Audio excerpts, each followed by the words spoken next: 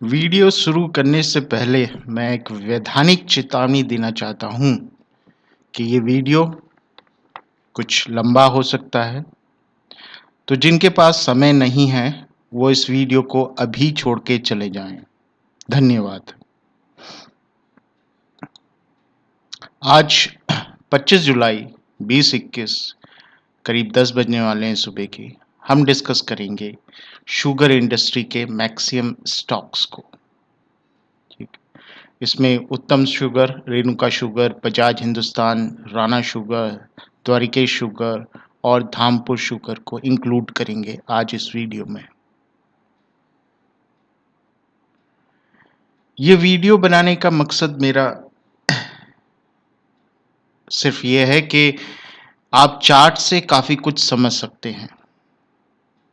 Chart से सिर्फ एक स्टॉक के बारे में नहीं, पूरी इंडस्ट्री के बारे में आप समझ सकते हैं। ये वीडियो अगेन रिक्वेस्टेड वीडियो है और रिक्वेस्ट दी गई थी मिस्टर अनीश ने। He said, Ravi ji please comment on Bajaj Hindustan sugar turn around.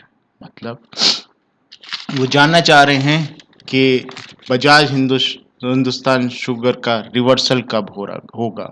मतलब अभी डाउन ट्रेंड में है, उसका टर्न अराउंड किस प्राइस के आसपास होगा। उसके बाद उन्होंने कहा है कि was it just artificial pump. मतलब कि भाई ये ऑपरेटर्स का गेम था क्या? आर्टिफिशियल कौन कर सकता है? रिटेलर तो नहीं कर सकता, ऑपरेटर ही करता है। इसके बारे में भी हम डिस्कस करेंगे।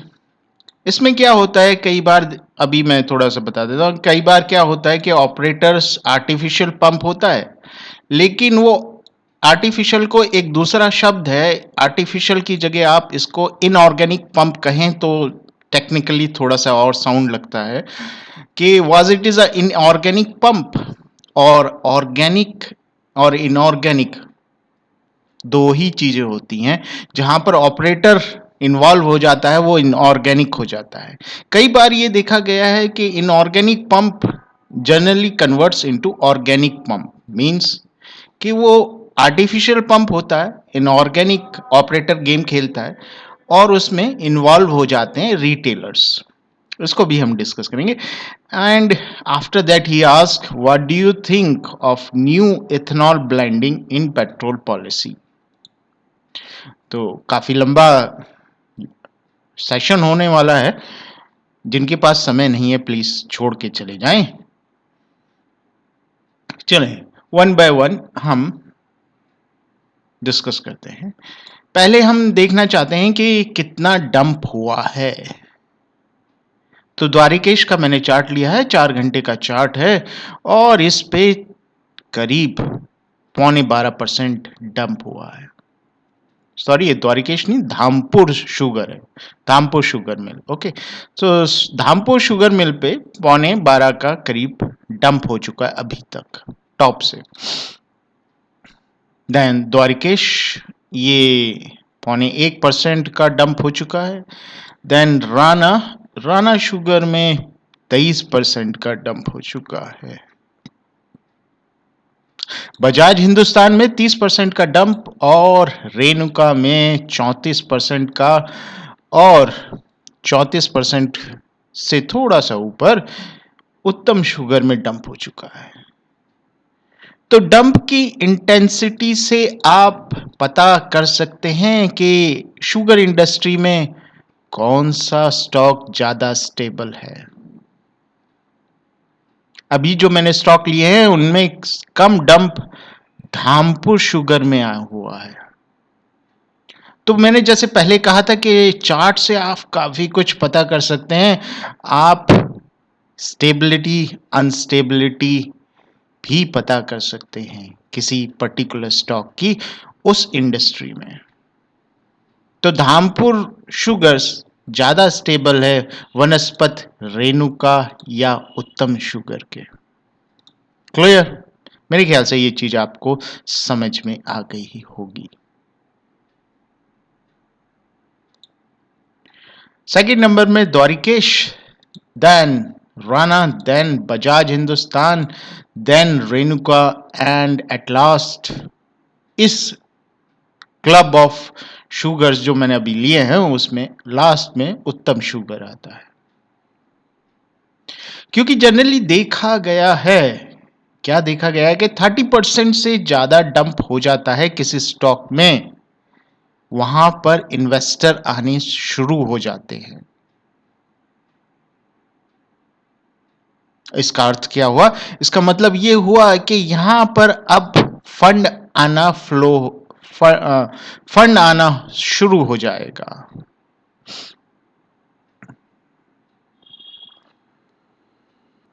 तो जैसे कि मैंने आपको बताया कि 34% से अगर ज्यादा पंप होता है तो वहां पर फंड आना शुरू हो जाता है। उस चीज को कौन इंडिकेट करेगा?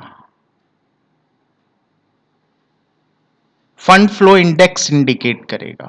फंड फ्लो इंडेक्स देखा जाए, यह है आपका फंड फ्लो इंडेक्स। अगर मैं इसको बड़ा करता हूं तो आपको थोड़ा सा देखने में शायद दिक्कत हो रही हो, तो आपकी कन्वीनियंस के लिए मैं इसको वाइट कर देता हूं। अब विजिबिलिटी ठीक होगी। देखा, आ गया नॉर्मल रेंज में। मींस फंड फ्लो इंडेक्स भी बता रहा है। तो आपको अगर चार्ट देखना आता है तो एक चीज को आप दूसरी चीज से वेरीफाई कर सकते हैं।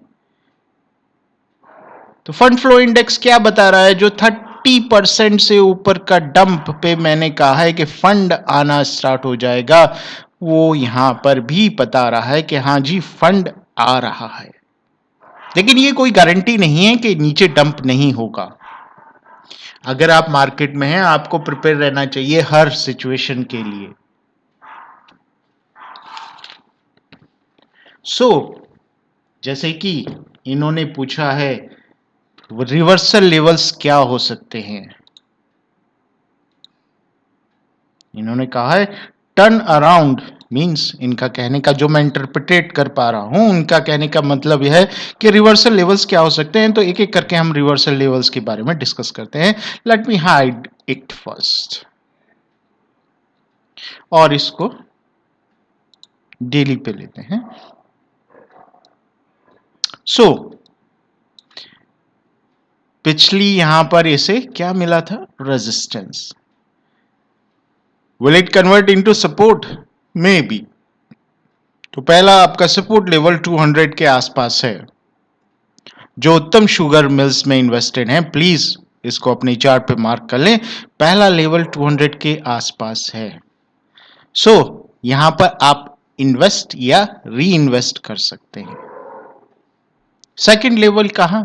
ये पहला रेजिस्टेंस था, यहां पर पहले रेजिस्टेंस था, फिर रेजिस्टेंस था, फिर कन्वर्टेड इनटू सपोर्ट। तो हो सकता है यहां पर सपोर्ट मिले, दैट इज 160 या 164 के आसपास आप यहां पर सेकंड लेवल ले सकते हैं। इससे नीचे तो काफी नीचे हो जाएगा, मैं इतने नीचे नहीं जा रहा हूं। तो ये दो लेवल्स उत्तम शुगर में आप as a reversal levels mark कर सकते हैं। कुछ यहां पर इन्वेस्ट कर सकते हैं, अगर और नीचे आता है तो कुछ और ज्यादा आप इन्वेस्ट कर सकते हैं। जितना नीचे आए उतना एग्रेसिव हो जाए। Then comes to Renuka sugar. Renuka sugar भी 30% से ऊपर डंप हो चुका है। Let us see it on fund flow index, what it has to show. FFI fund flow index, yes, it is here.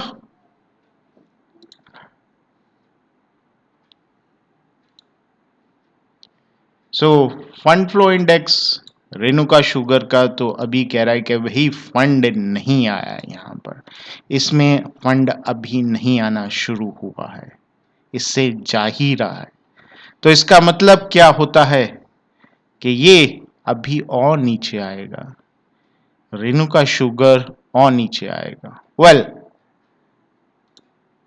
अगर आपके पास आप इस पे इन्वेस्टेड हैं तो कुछ परसेंट मैंने यहाँ पर 20% मार्क कर रखा है, आप इसको अब थोड़ा कम कर दें, नॉट 20, क्योंकि फंड फ्लो इंडेक्स कुछ और कह रहा है। इसको मार्क करा जा सकता है 10%, राइट।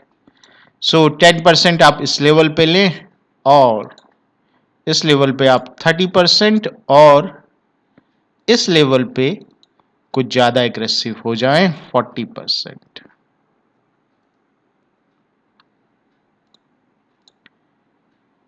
राइट, बाकी बचा हुआ और नीचे आने पर, इससे नीचे आने की संभावना कम है, लेकिन फिर भी जो रेणुका शुगर्स में इन्वेस्टेड है या इन्वेस्ट करना चाह रहे हैं, उनके लिए फर्स्ट लेवल करीब यही होगा 31 के आसपास, सेकंड लेवल 28 के आसपास और थर्ड लेवल 23 के आसपास, क्योंकि यहां पर फंड फ्लो इंडेक्स अभी भी कह रहा है कि पैसा इसमें नहीं आ रहा है, जा ही रहा है, लेकिन लोअर लेवल के पास आ चुका है। एक चीज आप नोट करें, लोएस्ट लेवल, लोअर लेवल क्या, लोएस्ट लेवल पे ऑन डेली चार्ट आ चुका है, तो रिवर्सल पास ही है। Okay, now let us discuss about Bajaj Hindustan sugar. Bajaj Hindustan sugar 30% से ऊपर ऊपर से डंप हो चुका है, मतलब आप एंट्री लेना शुरू कर सकते हैं। फर्स्ट लेवल आपका 16 के आसपास होगा, सेकेंड लेवल 14 के आसपास होगा और थर्ड लेवल आपका 12 के आसपास होगा। इसको अपने चार्ट पे मार्क कर लें, इन लेवल्स पे अपने हिसाब से आप एंट्री करते रहें। ओके, इस पे भी हम फंड फ्लो इंडेक्स क्या कह रहा है इसको भी देख लेते हैं। फंड फ्लो इंडेक्स क्या बताना चाह रहा है, इस पे भाई फंड आना स्टार्ट हो चुका है। ओके, लेकिन रेणुका पे अभी नीचे के लेवल की तरफ जा रहा है, लेकिन ये लोएस्ट लेवल पे आ चुका है, तो रिवर्सल पास है। रेणुका ये कह रहा है, बजाज कह रहा है कि रिवर्सल फंड आ रहा है, लेकिन रिवर्सल यहां शो नहीं हुआ है, मतलब फंड आ रहा है, लोग बाग इसमें ज्यादा इंटरेस्टेड हैं रादर देन रेणुका। और उत्तम शुगर में फंड फ्लो इंडेक्स तो भाई ये आ चुका है। वी आर, अगर मैं ये कहूं कि हम रिवर्सल पे नहीं तो रिवर्सल के बहुत क्लोज हैं। Okay, now let us see about Rana sugar. Rana sugar 23%, क्योंकि ये स्टेबल हैं तो ये ज्यादा गिरेंगे नहीं। ठीक, कौन सा राणा, एज कंपेयर टू अभी तक जितने हमने डिस्कस करे हैं उससे ज्यादा स्टेबल है, तो ये ज्यादा नहीं गिरेगा। सीधा हम एफएफआई पे आते हैं, फंड फ्लो इंडेक्स एफएफआई पे। फंड फ्लो इंडेक्स ये भी वही कह रहा है कि भाई फंड आना स्टार्ट हो चुका है। ओके, सो थोड़ा सा नीचे आके या यहीं से इसी यहीं आसपास रिवर्सल ले सकता है। द्वारिकेश, द्वारिकेश पेंडेंट पे है, पेंडेंट ब्रेकआउट कहीं पर भी हो सकता है, ये 50-50 होता है, हो सकता है ये यहीं से ऊपर चला जाए, हो सकता है नीचे, चांसेस ऊपर जाने के ज्यादा हैं क्योंकि नीचे से ऊपर ही आ रहा है। तो द्वारिकेश भी कह रहा है कि रिवर्सल आसपास है, द्वारिकेश में खास तौर से, और ये ज्यादा स्टेबल है, सिर्फ 12% टॉप से गिरा है। इसमें फंड फ्लो इंडेक्स क्या ऑफर करने को है फंड फ्लो इंडेक्स के लिए?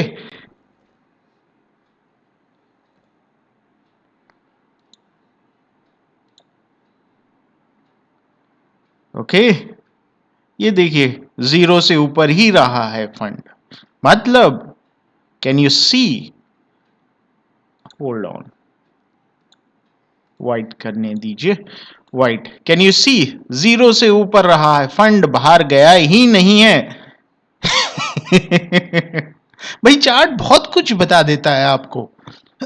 चार्ट एनालिसिस करना सीख लीजिए, दूसरों से इंडिकेशन लेने से बढ़िया है कि आप चार्ट एनालिसिस करना सीख लीजिए। यहां पर क्या है, काफी कुछ बता रहा है कि फंड देखिए नीचे आया ही नहीं, फंड फ्लो। और ये भाई साहब इतने नीचे आ गए थे।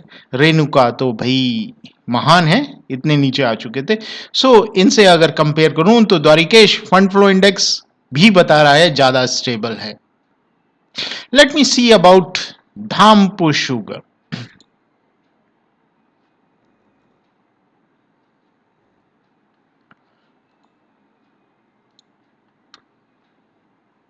Same case, same story.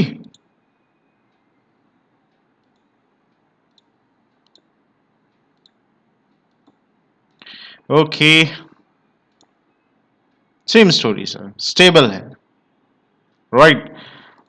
सो धामपुर शुगर भी बोल रहा है ज्यादा नीचे नहीं आएगा, मेरे ख्याल से ज्यादा मैक्स टू मैक्स 3 to 6 से ऊपर से ही ये रिवर्सल ले जाएगा।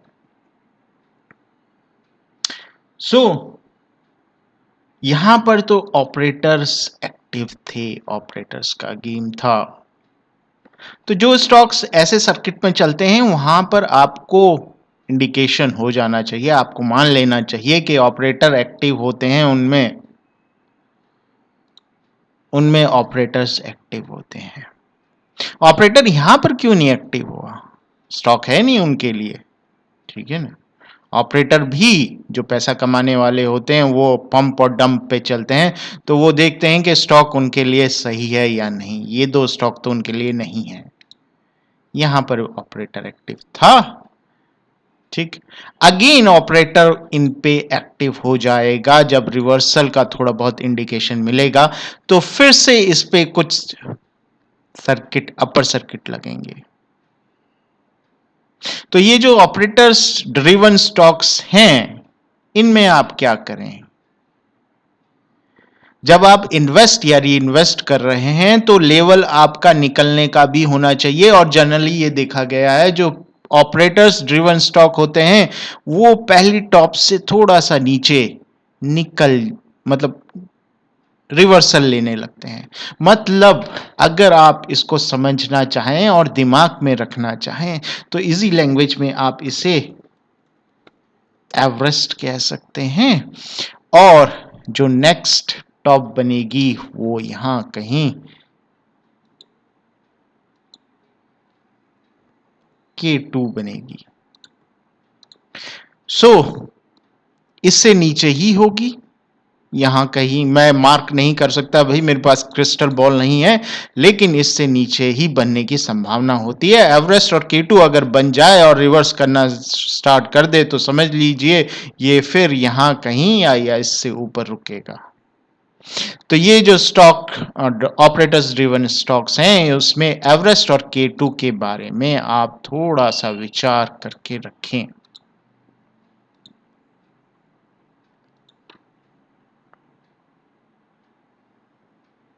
राइट।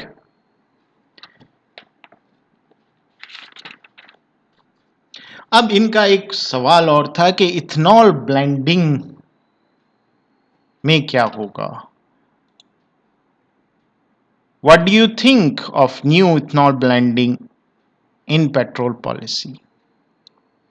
तो अनीश जी, जो मैं अभी तक स्टडी करी है गूगल पे और यूट्यूब पे, वीडियो जो देखे हैं और गूगल पे जो आर्टिकल्स पढ़े हैं, ट्विटर पे जो आर्टिकल्स पढ़े हैं, उनमें इथेनॉल ब्लेंडिंग एक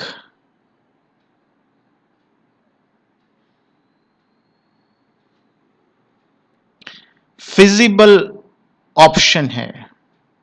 हमें एमसीए में पढ़ाया गया था कि फिजिबिलिटी, किसी भी प्रोजेक्ट की फिजिबिलिटी चेक करनी होती है कई तरीके से। पॉलिटिकल फिजिबिलिटी, उसका जो पैसा लगेगा उसकी फिजिबिलिटी, पॉलिटिकल इंटेंट या इंटेंशन बहुत इंपॉर्टेंट होती है कि जो सरकार है उसको कितना प्रमोट करना चाहती है, उसको कितना एग्रेसिवली लेती है। तो पॉलिटिकली यहां पर जो अभी सरकार है हिंदुस्तान में, वो इसको बहुत एग्रेसिवली ले रही है। फर्स्ट, ये बहुत इंपॉर्टेंट होता है क्योंकि पॉलिसीज सरकार ही बनाती है। और सेकंड, ये फिजिबल है या नहीं है, भाई फिजिबल है, क्यों नहीं है? हमारी शुगर इंडस्ट्री इतना शुगर देती है और इतना वहां से रॉ मटेरियल निकलता है, कुछ कचरा तो ऐसे ही चला जाता है, उसको कन्वर्ट करा जा सकता है एथनॉल में। एथनॉल के प्लांट्स भी आए थे, शायद आपको याद हो, बीच में प्लांट से एथनॉल निकालने के लिए भी बात चली थी, लेकिन उनसे इथनॉल इतना नहीं निकल पाया था, इतना फिजिबल नहीं था। जैसे गोबर गैस प्लांट बंद ही हो चुके हैं एक तरीके से, तो फिजिबिलिटी चेक करनी पड़ती है कि फिजिबल है या नहीं है।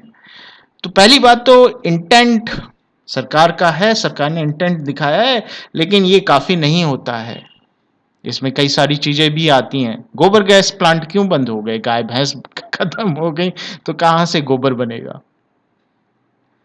सो फिजिबल है, अभी शुगर प्लांट तो बंद नहीं होने वाले, खैर, तो उनसे इथनॉल निकाला जा सकता है। लेकिन जो प्लांट्स से, एग्रीकल्चर से हम निकाल रहे थे, फिर डायरेक्ट प्लांट्स आते थे, बड़े बड़े पत्तों के प्लांट आते थे कि इससे इथनॉल निकलेगा, वो तो बंद हो चुका है।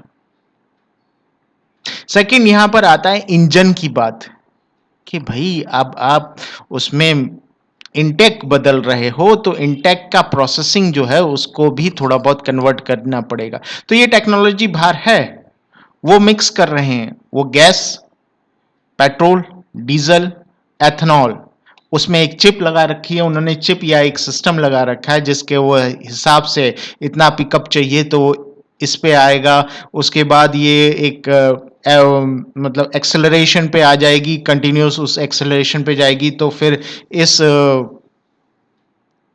गैस हो या ऑयल हो उस पे आ जाएगा।